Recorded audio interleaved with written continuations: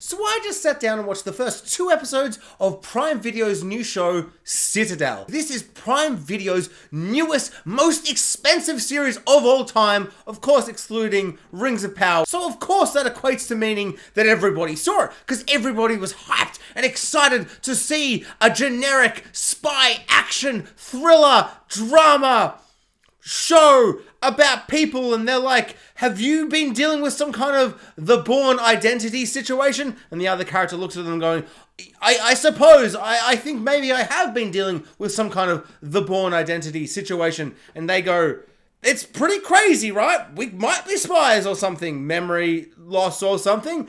And then we get some kind of awesome generic action set pieces, kind of. That's the plot. You haven't seen it because no one did. It's the most expensive series ever made, except for, of course, Rings of Power. Everyone's favorite show. What baffled me about this series is that, on one hand, it is insanely cheap looking for a $200 million show. And I know $200 million not per episode for the whole series, so maybe they'll save the money for later in the good episodes or whatever. But that's just not how things work. You've gotta get people keen and show them something good. Everything felt like budget TV. Like, it reminded me of watching shows from the 90s or early 2000s where I go, just look at the green screen, look at the CGI, and you just go like, oh, well, I don't really care, do I? Because it's old school. It's from the past. They were trying their best, but they didn't have the money or the visual effects or the, they just couldn't do what we are used to now. So they're trying their best. This has all the money, all the people behind it, all the things that would make it look amazing. And it looks disgusting. But I am not saying that I will not watch every single episode that comes out. Not the day it comes out, because what day is that? I don't care. But I will watch every single new episode. Or, bar that, I might, wait a couple of weeks, depending on, my weekly schedule. But at some point on a Sunday morning, I will wake up hungover, wanting to die. I will crawl out of bed. I will grab a glass of water. I will pour another glass of water, have it sitting there. And I will order McDonald's and or KFC. And I will watch TV up until about 1 p.m. every Sunday. Because at 1 p.m, the footy starts, so obviously I'm going to watch the footy over bad TV. But in that beautiful moment in a Sunday morning, between 7 to 11 a.m, depending on when I woke up, depending on when I went to bed, or sometimes, you just wake up and you're like, ugh, I still feel like I need to go to have more sleep.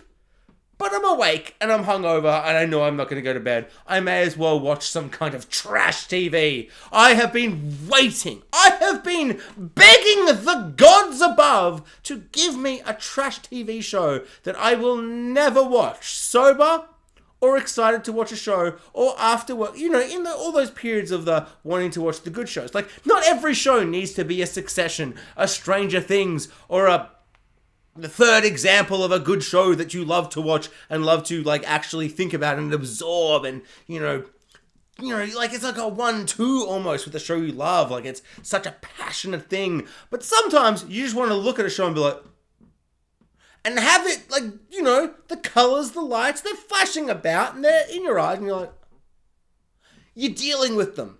They are communicating in your brain, but at a subatomic level, very, very low. Your 10% of your brain is working with it. Sometimes you just want a show that is that show. The show that gives you that. Sometimes you're hungover on a Sunday and you're watching something and you go, no, this is Interstellar. This is actually really good.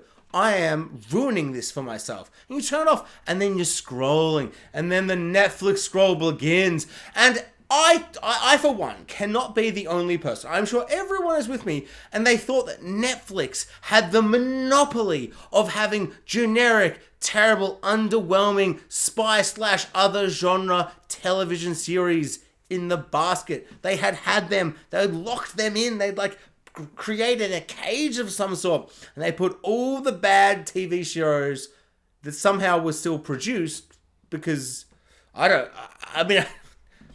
tax reasons? Maybe? No, let's not go there. But they have a box, and that box is trash. But we've gone through that box. Somehow, even though we all hate Netflix, we have gone through that box of Netflix trash. We've drained it.